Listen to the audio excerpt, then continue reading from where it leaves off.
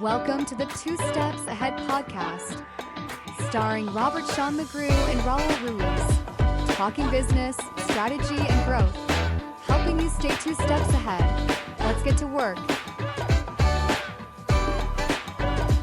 Hey everyone, welcome back to the Two Steps Ahead podcast. I'm Robert Sean McGrew, I'm Raul Ruiz.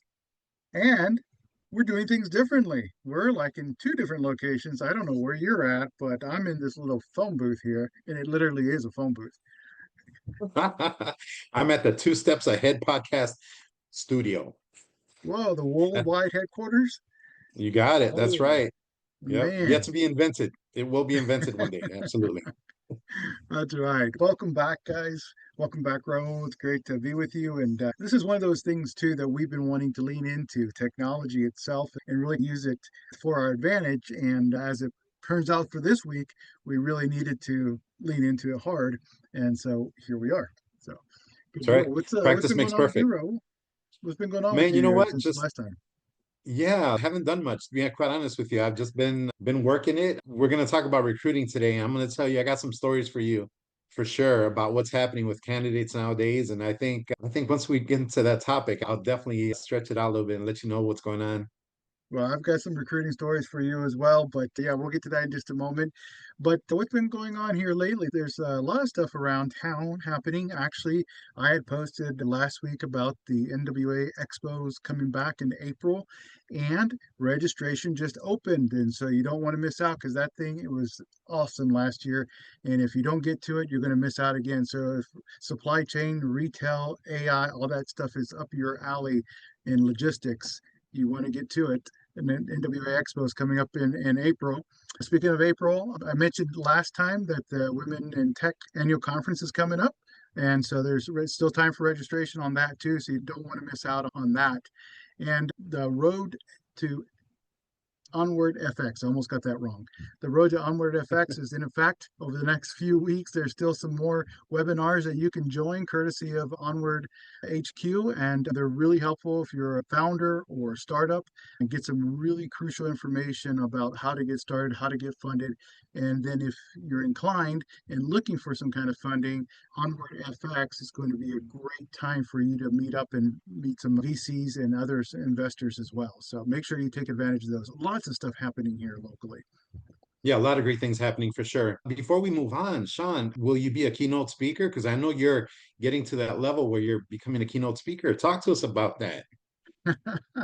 Working on some keynotes, yes. And as soon as we've got that, Perfect. we'll give you a heads up. But yeah, I appreciate that, and also for the folks that have reached out. But yeah, trying to step it up a little and staying 2 steps ahead at the same time. That's right. That's what it's about. Cool. Weather-wise, man, things have changed a little bit, and I don't know if this groundhog really knows what he's doing. He's talking about jobs. We're gonna get to recruiting still, but how did he get recruited for this job? Hey, let me tell you, if you're a weathercaster, right? If you're right 50% of the time, you're usually doing pretty good. So he's actually doing decent, specifically because he's in what, Philadelphia, Pennsylvania, I think it is. You got to give him credit. Give him credit for sure. I loved all the memes that came out this year too. That he's gonna be replaced by the squirrel or the rabbit or somebody else, It's and then time. It is time. yeah, change of the times. Absolutely. Yeah, change with the times. That's right. So let's make that pivot and change with the times and move into our topic today. I think that's a good way to segue into our topic today, which is all of us have gone through it. Some of us has participated in it many times. Some of us have been on the other end, like Mr. Raul here, who is a recruiter. And so he's been on the other side of things.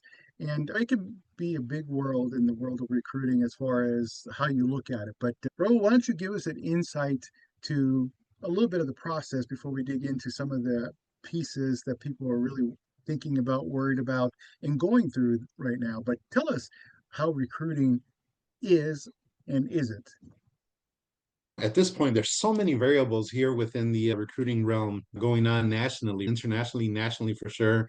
We're going through a weird time, a weird space where recruiting is not what it used to be, right? AI is taking over in so many variables and so many facets out there that recruiters are working with AI, companies are working with AI. And I think if you are a candidate looking to apply for a company, there's technology that's probably holding you back at this point, right? Simply because your resume is not getting anywhere, right? Why is it not getting anywhere? Why are you getting rejection letters as soon as you apply? Why is that happening? Is it because your resume is not AI formatted? Can it not read it correctly? What's going on, right? So you start asking these questions. Why is this happening? So that's the first thing. The second thing that's happening is that the job market is in a different space right now. It's in a different space where it hasn't been before.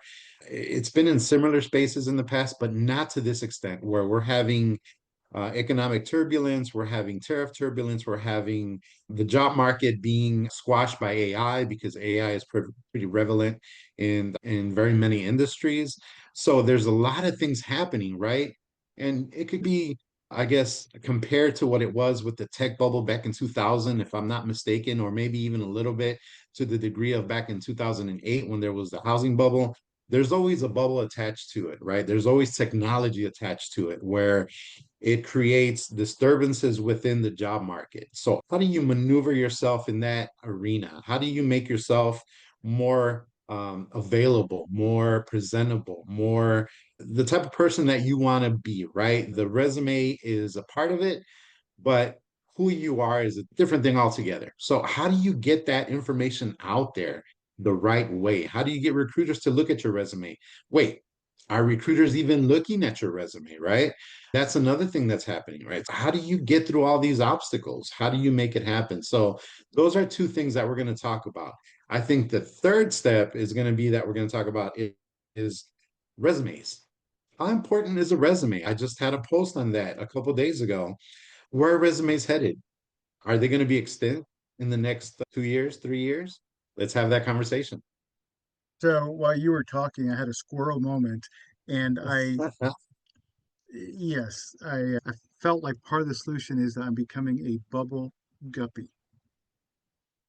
You talked about bubbles, and you Bubble talked guppy. about my kids will appreciate it, even if yeah, it's okay. So we always digress. So I felt that let's get that out of the way, and there we go. Bubble guppies. All right. Yes.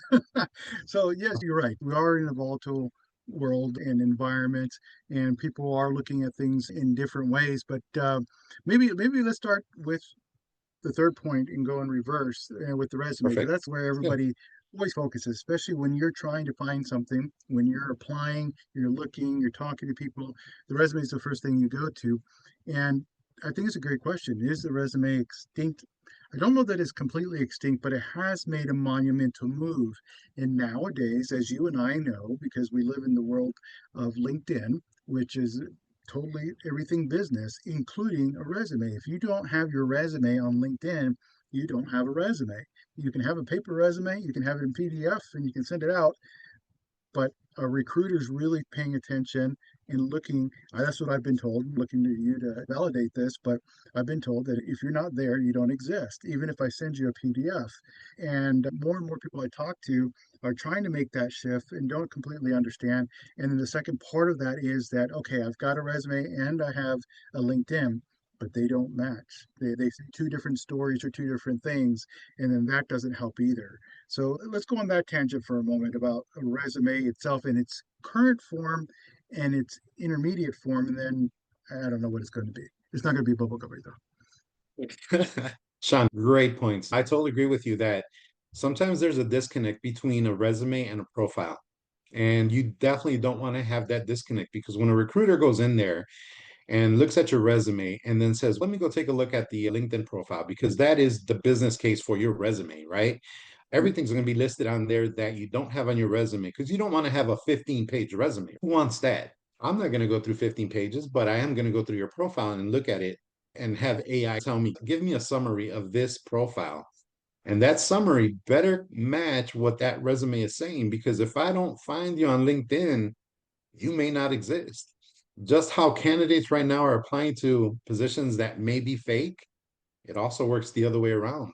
So you also have to be careful that the individual is actually real and it's not AI driven, or maybe it's somebody who's applying for somebody else that you're hiring that is not the person that you actually hired. So there's so many things going on and so many safeguards that you have to or undertake to make sure that you're hiring the right person, that you're actually visiting the right person, that the resumes are real and that the profile's real. How many times have we gotten messages from somebody on LinkedIn and then 5 minutes later they disappear? Why is that? Because they're fake profiles to begin with. They're trying to get in there to scam you. They're trying to get in there to go ahead and get an actual interview. They're trying to do something that's not feasible for that market, right? You got to be careful on both sides, whether you're an employer or a candidate. So let's lean into that a little bit. You talked about your profile, and then you can look at my profile and scan it and then compare it. So what actually should be in my profile and what shouldn't be? And what is the actual rule of thumb? Depends on who you talk to. I've heard some people say don't put more than 10 years of experience on your resume. And somebody says, how are they going to see something I did 20 years ago? But if also at the same time, somebody says, if I put 20 years ago, then they're going to think I'm older and then they don't want to hire me either. And so how do you balance that? That is a great point, Sean. That is a very good point because I'll be honest with you. I'm a little older, and being a little older, you don't look at age. You don't, yeah, exactly, right? Look at that.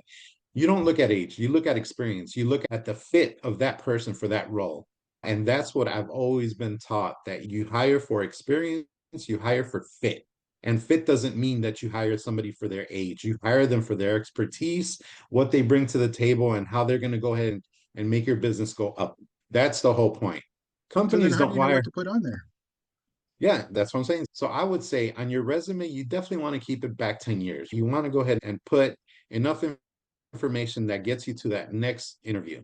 On your profile, I would say have everything out there because you know what? That's just going to solidify the fact that you are a subject matter expert in whatever you've done in the last 15, 20 years. That's my point of view.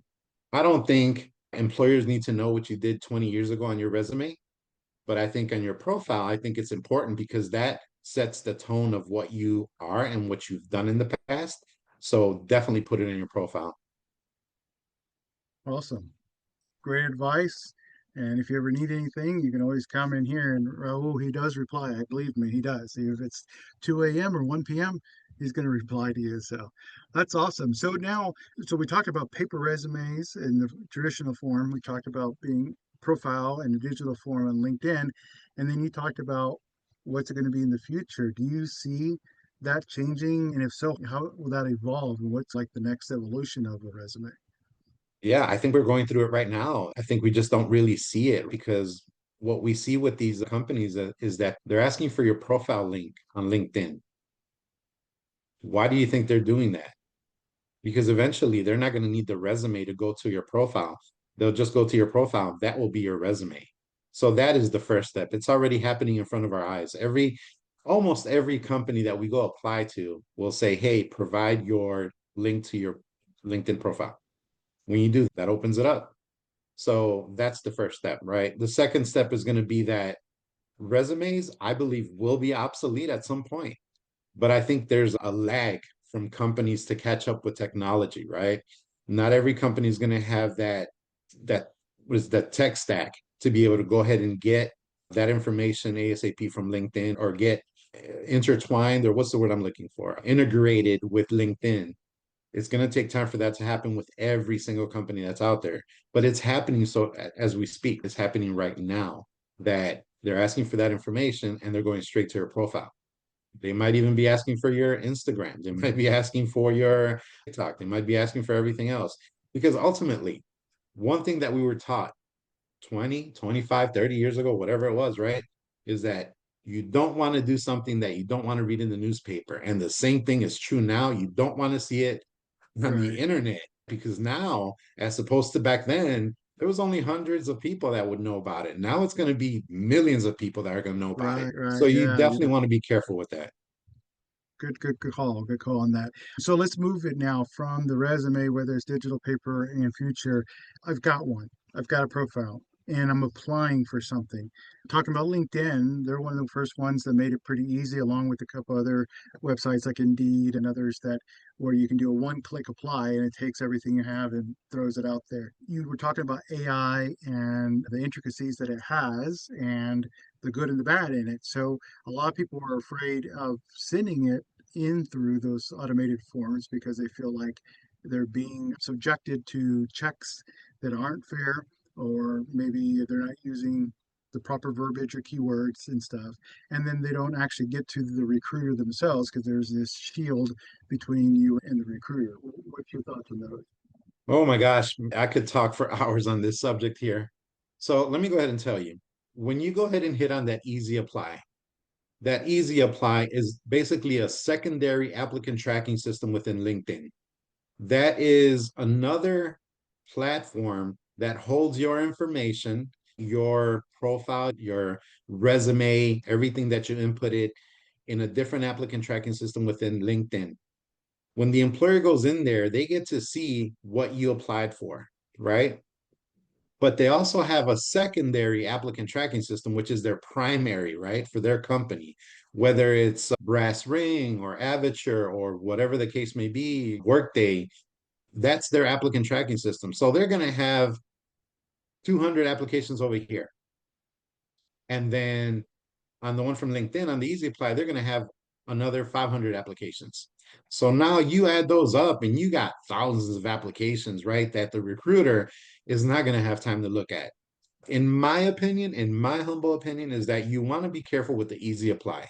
It's not always going to be seen. It's the secondary platform that they're going to go to if in case they're not having success with their primary ATS at their company. So that might be, it might be looked at some point and it may not. And they're not obligated to disposition you. Disposition means they're going to go ahead and change your status from applied to rejected. They don't have to do that with the easy apply, but they do have to do it with their company ATS, right? So chances are you're going to get looked at on that ATS than on the LinkedIn ATS, on the easy apply. And the reason for that is because, again, they have to look at the profiles, at the resumes, at the applications prior to actually rejecting you and give you a reason. It might not be a good reason. It might say, thank you for applying. We're just not going to consider you at this point in time, but that's a reason. On LinkedIn, they don't have to give you a reason. You don't even know if they looked at your resume. You see what I'm saying? I So did. let's go with that. My suggestion would be go directly to the company's ATS, directly to their website, and apply directly. Better chances of you getting hired. All right, let's appreciate that as well. As we have now gone with our resume and we've clicked to apply at the website of that company, and now my resume is on its way and is being looked at ATS and or recruiter. And now I've made past the walls and the shields, and I actually get maybe an email or a phone call or a text saying, hey, we'd like to take the next step. And you're like, yay, all right. So, in that preparation and going towards the actual interview, but sometimes there's pre interview steps, and some people aren't prepared for those necessarily. Let's talk about that for a minute. How should you prepare that now that you've applied? Most people go straight to interview mode. Okay, they're going to contact me and I'm going to go to the interview, but sometimes there's an assessment. There's a pre-qualification or survey or something that gets put on top of that, and talk about that process a little bit to get people prepared for that. Yeah. So every company is going to have their own process, right? Some companies are going to have an assessment that you take prior to actually getting the screen. Some companies are going to have some type of test that you take. Some companies aren't going to have that. They're going to go ahead and reach out directly to you and schedule a screen. A screen is usually a recruiter that's going to reach out to you and make sure that you have qualifications that they're looking for the role. That's really just to confirm more than anything, right? Once you get through that screen, and screens are good, okay? That's a good thing. If you get to a screen, that's practice for the interview. That's the way you should be looking at it. It's going to give you a little bit of input about the company. It's going to give you feedback about what their process looks like, what their pay may be. You can ask anything to a recruiter. They can tell you pretty much how that process is going to look. Don't be afraid to ask questions. Once you get that feedback, you'll be better prepared for the actual interview. Awesome. So I've made the screen and I've made it to the interview now. And there's many different ways we can talk about interviews in another session because we can go on quite a bit on that. But let's say that I've made it through and I talked to the recruiter and now I'm getting an interview and I get a session, whether it's in person or virtual, and I'm going through the process and now I'm waiting. Now I'm on pins and needles, waiting to see if I'm going to get an offer, and then I get a rejection letter. Yep. First of all, let's take a little step back there. When you go ahead Okay. and get the interview, when you get the interview and everything goes well, let's go back old school, right? Let's go ahead and send that person an email and say, thank you for your time. I appreciate it. I look forward to hearing what the next steps are.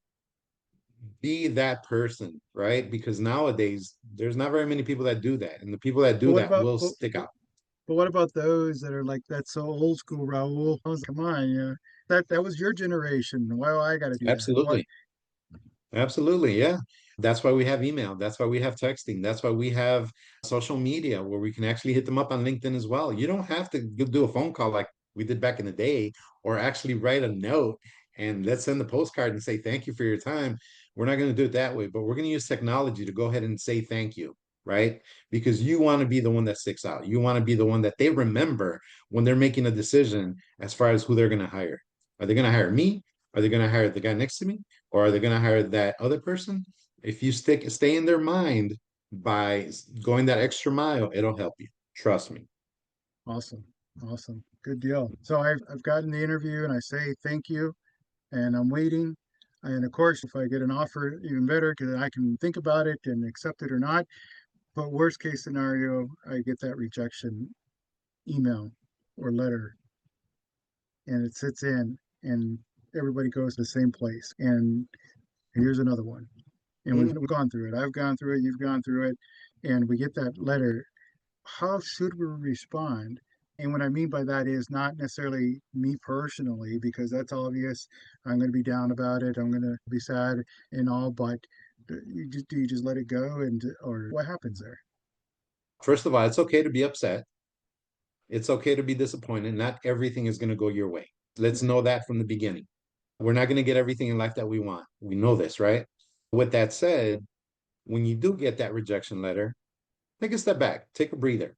Think about what happened, what transpired, how did the interviews go?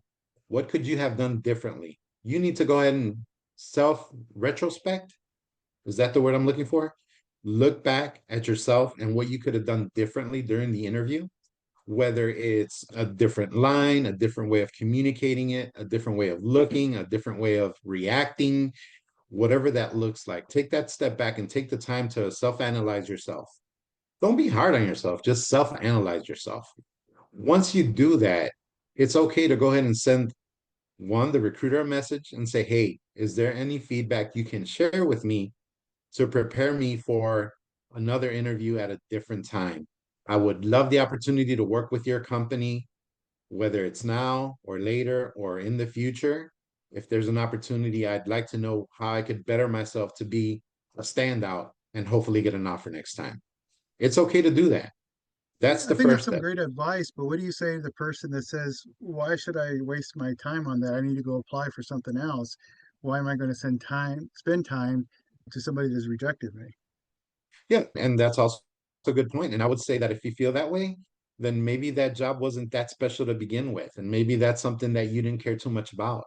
And it's going to go both ways. I totally get it. Some people need a job and they don't care where they're going to work at.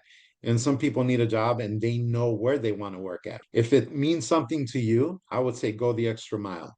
If Yeah. it doesn't mean anything to you, then don't do it. That's my opinion with that. Again, but if you want a job and you want to learn how to get a job, you need to take those extra steps. That's great advice. Great advice. One other question for you before we wrap up today's session is in regards to we've got the resume, we've submitted it, we've gone through ATS, we've done the letters, we get a screening, we get an interview, we get a rejection, we send all these different notes and stuff back. That's all maybe for one or two or a couple type of applications. There's always a question in people's mind, is it bad for me to go out and apply? I've heard people say they've applied to 100 jobs. I've heard people say I've only got a couple. And so there's a wide spectrum of that. But is there anything bad in any way of saying that this is a certain way in how many you should apply for or within a certain time? I think it's really up to the individual. I would say to better your chances, apply to roles that fit what your resume entails. If it fits your background, if it fits your expertise and your experience, then yeah, definitely apply for those roles. And if it's 50 or 100, go for it. But if you are a recruiter and you're applying for a financial analyst, you're probably not going to get it. You can apply for 150,000 of those positions and you probably won't get it. Okay, let's be realistic. But if you truly want that financial analyst role, then you focus on the financial analyst types of experience that you bring to the table from being a recruiter, right? I don't know, cost of hire. How much do I spend in marketing? How much do I spend in training? How much do I spend in whatever, right? If I can come up with numbers that solidify what I've done in the past and kind of loosely translates into what I can do in the future as an analyst, then by all means, change your resume to look like that. Because if you're going to submit a resume of a recruiter, you're not going to get that job. So again, you have to modify your resume and modify it to the position that you're applying to. That's crucial. Great advice, Raul. Very good advice. And if you have a question or comment, make sure that you add it here and Raul will get back to you. But yeah, we feel for you. It's a hard market out there right now. Lots of things are changing. Technology is changing. AI is pushing our limits and boundaries as well. And my advice is lean into it. A lot of people are against a lot of things that are going on, and a lot of it is because we don't understand what it is we're Right. supposed to do, and find somebody who does, find somebody who understands that can help you. And even from a job application standpoint, from building a resume, building a profile, and even interviewing practice, AI is actually a really good tool that can help and walk you through a lot of different things. And if you don't know how to do that, reach out to us. We can put you in touch with other people too, or find somebody if you already know somebody to talk and lean into that because it's here, it's not going anywhere, and use it to the best of your ability. And as Raul said, we got to get into the mindset and the space where you apply, where you and your skills are applicable. And so make sure that Exactly. you step into that. So, Raul, great job today in recruiting. I know that's your bread and butter, and you're very passionate about it, and we can hear that. And we thank you for sharing with us today, and hope that everybody can take two steps ahead in their career and their pathing as they go forward. Absolutely. I hope somebody out there learned something today. And if I can ever be of assistance to anybody out there, any questions you may have, make sure you comment below. I will definitely reach back out to you, let you know what's available to you as well. Recruiting is my thing. As my daughter says, it's my jamon, my jam. So anything you need, let us know. Thank you. Thanks for being here with us on the Two Steps Ahead podcast. What do they need to do, Raul? Subscribe and follow us and make sure you comment as well. Okay. Awesome, awesome, great. Thank you, Raul, for today. Thank you, everyone out there, for listening. And if we've made a difference, if this helps, or somebody that needs to hear this, share it with them, please. That's the way we like to spread the word. We like to just have a conversation like Raul and I were having today, and we hope it applies to you. And if it does, then let us know. And if somebody else can really benefit from it, let them know as well. Let us know if there's any other topics that you want us to lean into. And until next time, this is the Two Steps Ahead podcast.